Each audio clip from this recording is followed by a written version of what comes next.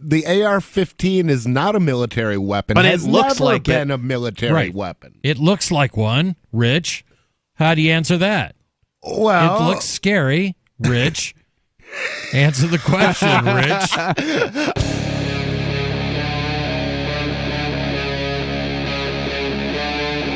Free Talk Live. The court rules that gun maker Remington can get sued over Newtown. This is coming. Which one was Newtown? One of the shootings, right? This was the shooting in Connecticut. Oh, okay. The one that Adam Lanza. Some people believe was totally fake. On any one of these, there are people that believe that there is something fake, and I can't speak one way or another. I wasn't there. Well, I'm just going to say one way. I think the idea that it's fake is pretty ridiculous.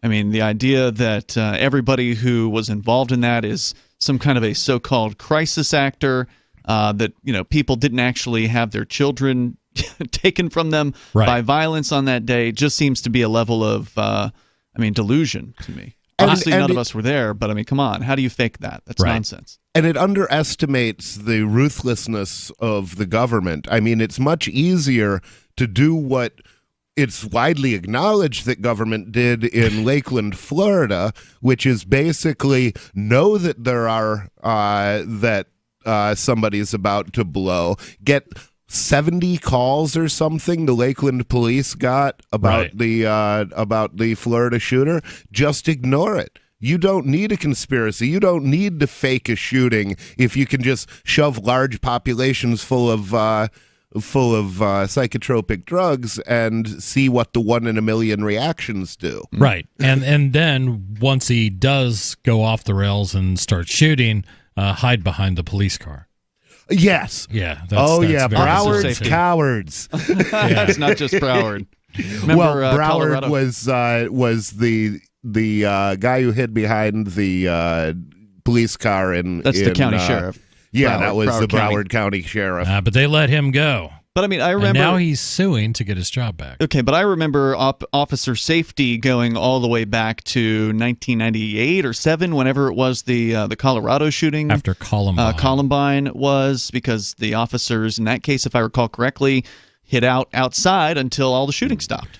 Well, that was policy back then. So the old it's way not now. Was it? No. So the old policy, and it was for active shooters, which is a new term too, right? Active shooters. We didn't have that term 10 years ago. For today's active shooter, we have new sportswear. Well, there were still so-called active shooters. There was that guy in a clock tower years ago, way back in Texas. What was his name? I don't remember. But in that case, they did what they do, and this policy maintained itself through Columbine, and that was, we are going to encircle, we are going to confine the shooter to one location, and we'll either wait him out or let him shoot. Well, they hadn't really had instances where they were just kind of going nuts and kept on shooting. They would either get a shot at them, like from a sniper or stuff like that. But you didn't rush in. After Columbine, the whole procedure changed to where active shooters are supposed to be attacked immediately. In other words, the first person happen? Well, by the time the police get there, which is going to be 5-10 minutes later, then they go in. But the idea is anyone, or they don't go in. I swear, it seems like the stories are more frequently that the cops don't go in. Now, maybe they don't maybe it doesn't get reported when they do go in. But I've heard so many stories of police just waiting around outside. Officer safety is paramount. Is what they always say. That was in Las Vegas. The police were supposedly outside the shooter's door for pretty much through his whole shooting. Really? Yeah. Well, the two questions that I've heard from that is, first, how did they get there so fast? And two, why did they stop and have a picnic once they were there instead of actually going in and doing something about it?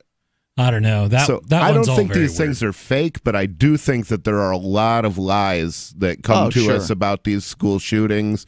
Just like 9/11, I don't believe any of the conspiracy theories, including the official story. Right. Yeah, that's a good way to put it. In this case, gun maker Remington can be sued over how it marketed the Bushmaster rifle used to kill That's the interesting. AR-15? Yes, Is that right? used to kill 20 children and 6 educators at Sandy Hook Elementary School in 2012. In other words, gunmaker Remington is being sued over how it marketed that specific rifle. This makes no sense. We'll find out. We'll talk more about that from the Associated Press through MSNBC. Hartford, Connecticut gunmaker Remington can be sued over how it marketed the Bushmaster rifle used to kill 20 children and 6 educators in Sandy Hook Elementary School in 2012. A divided Connecticut Supreme Court ruled Thursday. Now, I think the wording there is really interesting. It's as if gunmaker Remington marketed this one specific rifle and Adam Lanza bought it because he saw an ad. He didn't buy it, though. He stole it. He stole it from his mother. But it's interesting that they state this as how they marketed the Bushmaster rifle used. So I'll take my issues with the Associated Press on that one. Justices issued a 4-3 decision that reinstated a wrongful death lawsuit and overturned a lower court ruling that the lawsuit was prohibited by a 2005 federal law that shields gun manufacturers from liability in most cases where their products are used in crimes. So that kind of makes sense to me. If I build a car and somebody gets into that car and gets in an accident, if the car was sound, how is that my fault? Why should a car manufacturer be sued? Yeah, I mean, the gun is supposed to kill people. I mean, that's what's supposed to happen when you pull the trigger, is that somebody's supposed to die. Right. Now, obviously, the gun is not morally responsible because the gun is not a moral agent. But, if you pull the bullet, the trigger and a bullet comes out, your gun is working fine. Right. I mean, there was a guy who, one of those incel characters, which is the first time we heard about the incels, the involuntarily celibates, who took a van, I think he rented it from like U-Haul in Toronto, and then just mowed down people on the streets, just plowed into them, ran up on the sidewalk, and I think he killed 12 people. It was, I remember that. It was a couple years, tragic. a year or two ago. Yeah, it wasn't too long ago. Should U-Haul be held responsible for having such a great rental price on a van? Really. Well, in this case, what was the make of the van? I don't know. What was the make of the truck? Ford. I'm going to guess Ford, but I don't know. Then Ford, with following this logic, should be sued. Should be liable for those deaths. Well, I don't know. What is the specific content of the commercials that they're complaining about? Where did Remington, does the article get into do a commercial about what fun it is to shoot up your school and come get a rifle now and take out some of your classmates? Or what were they advertising that seemed beyond, if you pull the trigger, a bullet will come out? Footage of pouty teenage boys upset. Right. Is this how you're feeling about your school? Solve it with a Remington. Come on. Start Monday with a bang. Good God. Sorry. So does the story get into anything about what the court said? We're not going to get into that. When they talk about gun manufacturers marketing their goods, what that pretty much means is they've included it in some product catalog. They've done a slick sheet. They've given it out at gun shows, and they've probably sent gun dealers some junk mail saying, think about this. And they run ads in Field and Stream.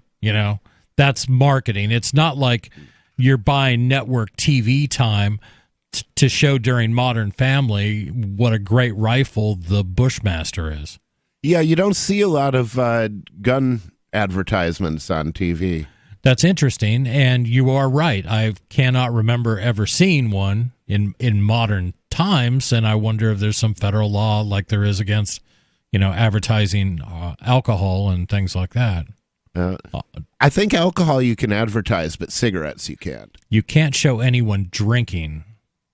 Oh, okay. Yeah, you can discuss it, but even that, I think, cigarette ads, it's another good example. The plaintiffs included a survivor and relatives of 9 people killed in the massacre. They argue the AR-15 style rifle used by shooter Adam Lanza is too dangerous for the public and Remington glorified the weapon in marketing it to young people. Again, how are they marketing this to young people? They made some memes, put it on the internet, apparently. Probably. This is just absolutely ridiculous. Yeah. And the idea that, and ultimately these are desperate people, whose children were slaughtered, right? Trying to find someone to blame besides the psychopath who did it. Trying to find somebody with deep pockets that they can go after, right? That's what this is about. That's a few of these people, the people who are the actual plaintiffs of the suit, but then there's also a whole bunch of people who spend their whole lives waiting in the wings for somebody to get shot so that they can blame the gun manufacturers. They've already decided who to blame. They're just waiting for the next thing to blame them for. You bet. We've been discussing the news coming out of Connecticut that the Connecticut Supreme Court has ruled that Remington can be sued in wrongful death lawsuits. In this case, it has to do with the AR-15, the Bushmaster rifle that was sold by Remington to Adam Lanza's mother, and Adam Lanza then stole and used in the Sandy Hook Elementary School shootings. Remington has denied wrongdoing and previously insisted it can't be sued under federal law. The majority of the high court agreed with most of the lower court's rulings and dismissed most of the lawsuit's allegations, but allowed a wrongful marketing claim to proceed. A wrongful marketing claim? Rich, marketing malpractice. Marketing malpractice. Evidently, they lied when they said that these things can kill people. But they can. Evidently. Quote, the regulation of advertising that threatens the public's health, safety, and morals has long been considered a core exercise of the state's police powers, unquote. Justice Richard Palmer wrote for the majority. So there you go, folks. Lanza, 20, shot his way into the Locke School in Newtown on December 14th, 2012, and killed 20 first graders and 6 educators with a Bushmaster XM15 E2S rifle similar to an AR-15. He shot his mother to death in their Newtown home beforehand and killed himself as police arrived at the school. Connecticut's child advocate said Lanza's severe and deteriorating mental health problems, his preoccupation with violence, and access to his mother's legal weapons, quote, proved a recipe for mass murder, unquote. So just I'm looking at the Hartford Courant, which is a newspaper down there. Yeah. That has a pretty detailed report on this decision. 4-3 decision out of the court ruled that Sandy Hook family should have the opportunity to prove that Remington violated the Connecticut Unfair Trade Practices Act, CUTPA, by marketing what it knew was a weapon designed for military use to civilians such as Nancy and Adam Lanza. So they're not saying this has to do with... Designed for military use. How do they say that? I mean, the AR-15 is not a military weapon. But it looks like been a military weapon. It looks like one, Rich. How do you answer that? Well... It looks scary, Rich. Answer the question, Rich. I'm dumbfounded. I don't even know how to answer it. Yes, it looks similar to fully automatic weapons that are used by the military. Who cares? Well, and here's what kills me is there are never groups up in arms over the Ruger Mini 14. And what is that? Ruger Mini 14 is... It looks like a rifle. It looks like a hunting rifle, and it's often used for hunting varmints and stuff like that. It's got a wooden stock, and it's got a bolt, and it's got a place where you put a magazine, and it accepts 5.56 millimeter rounds. In other words, folks, it shoots the exact same round that comes out of an AR-15. It's completely semi-automatic. You can stick a 30-round magazine in it. But it doesn't look scary. Because it's not black. This is all about racism. Gun racism is what this is. At some point. Black rifles matter. Black rifles matter. Yeah. Just get yourself a Hello Kitty one. Then you can solve that problem. I've seen no longer them. intimidating. I've seen them. I've seen pink AR-15s left and right. Vermin Supreme had one that looked like a unicorn. Why not? Actually, the horn was the barrel. Nice. Yeah. But there have been a lot of people that have played around with their builds, and they've done interesting things. The thing is that regardless of what silly, in some cases, silly accessory I put on a rifle, and I've seen guys that have like 3 different hand grips on an AR-15, which just makes it insane to even try to shoot. Like, in case I'm shooting at an angle, I want to be able to hold it. And they put like all these optics, and they'll put, these crazy flash suppressors on them and all these things, and it does not make the gun any more lethal. It usually ends up making the gun heavier. And just I think it always ends up making the gun heavier. I mean, unless you're removing something too. And guess what I do when I do a build? I try to figure out what's the least amount of stuff I can put on this thing to make it work. Keep it simple. Yeah. Right. So I have less to go wrong, and it's less I got to lug around. I have the conclusion. And all those bells and whistles can give you away in the field. Oh, there we go. So, please. In a very lengthy, as you know, judges in courts tend to churn out lengthy orders and, opinions. And I'm not even sure how many pages this is because of the viewer I'm looking at it in. But down toward the bottom here, I've actually got this is the decision from the Connecticut Supreme Court. If you're interested, I can share their conclusion. I think that will kind of wrap up. So they write, it is, of course, possible that Congress intended to broadly immunize firearms sellers from liability for the sort of egregious misconduct that the plaintiffs have alleged, but failed to effectively express that intent in the language of PLCAA. Now we need to get a definition of what that stands for. PLCAA is the Federal Protection of Lawful Commerce in Arms Acts. So that is the federal law that they're saying, well, we think that there's an argument here. Well, the federal law, though, is designed to protect gun manufacturers from liability. That's right. What I want to say is, what liability? Because usually you have to be able to show a chain of causation. Right. There's not even an allegation, as I understand it, that Adam Lanza saw this commercial and that's what made him go all crazy. They just marketed it's just it in a matter general. They marketed it, and then he happened to get one, and then he happened to shoot some people, no. and we're going to sue them for bad marketing. That doesn't make any sense. And his mother bought it. He didn't buy the gun. Yeah, he didn't buy it. He stole the gun, and then he killed his mother with it. Yeah, I'll bet you $1 she never saw any of these advertisements. Of course not. Yeah, and I suspect that he would have stolen whatever gun she happened to have. Right. Right. It was the gun he had the closest access to. Maybe not a pink one. That might have been maybe women should buy pink guns so men are less liable to steal them. Although I don't know. Yeah. So the conclusion here is saying that Congress wasn't clear. That's what the court is saying, that Congress wasn't clear enough in this PLCAA Liability Act. They say if that's the case, and in light of the difficulties that the federal courts have faced in attempting to distill a clear rule or guiding principle from the predicate exception, Congress may wish to revisit the issue and clarify its intentions. We are confident, however, that if there were credible allegations that a firearm seller had run explicit advertisements depicting and glorifying school shootings and promoted its products in video games, such as School Shooting, that glorify and reward such unlawful conduct. Now, has this actually happened? None of these things are alleged. Right. None of these things. Not clear. Let's imagine a case. Right. Yeah, if that but actually... I think that's his intent, is he's attempting to sketch out the most egregious thing that you could do in this area. If, that's right, they're saying, I think. Right, if, but right. they are also saying that then that person should be allowed to sue.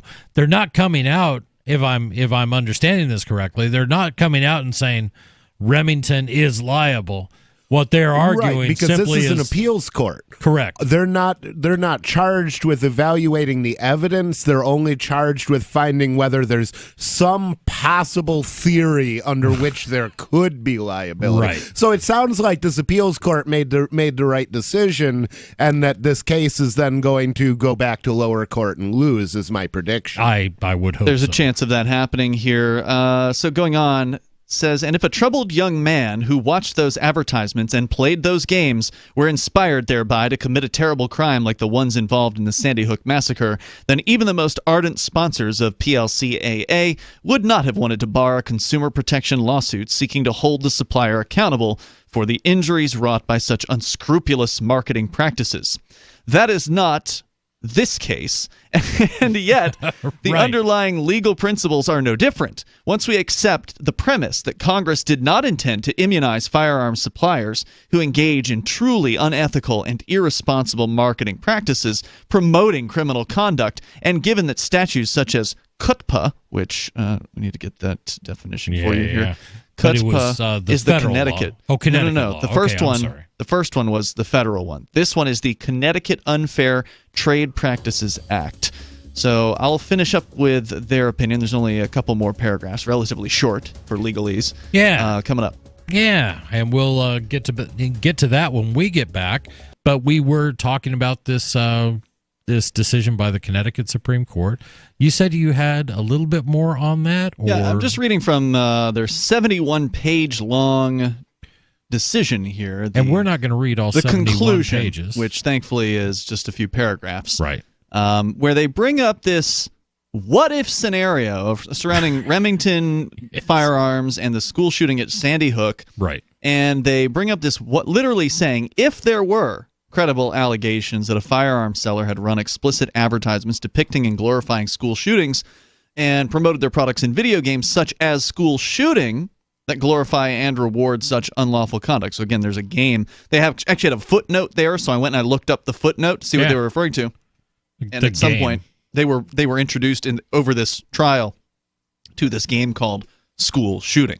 Now, of course, Remington is not a sponsor of school shooting. Let's be clear. Right. But they're saying, well, if that there were a company like Remington that was sponsoring school shooting, well, then that would be really bad. And we don't think that the federal government, when they passed this thing called the PLCAA, the Protection of Lawful Commerce in Arms Acts, we don't think they intended to protect that kind of speech. See, I think they should put out a game called School Shooting, where you go in and shoot the and shoot people in a school, but if and only if there's a mode, a switch that you can flip to make everybody armed.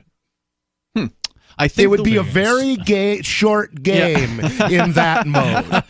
Yeah. You walk in with a gun, you shoot one person, and 4 people shoot you. I think we talked about school shooting on Free Talk Live when it came out, and if I recall correctly, there may be more than one game like this, but if I recall correctly, this game, you could be the SWAT team, so you could switch sides in that you didn't have to be the school shooter, right? That you could be the other side. But regardless, it's not sponsored by Remington, okay? And there's no gun company that would sponsor a game like that because it would be a tremendously bad marketing decision. Right. That would be marketing malpractice. Yeah. But in that case, then you would have hopefully the stockholders voting off the board of directors. Sure. There would be firing people. Yeah, there would or be people would just boycott them. I mean, customers don't want that. Right. There would be market punishments that would happen naturally because of that. But regardless, they're saying they admit after setting up this what-if scenario about this mythical gun company that would sponsor school shooting, they say, well, that's not this case.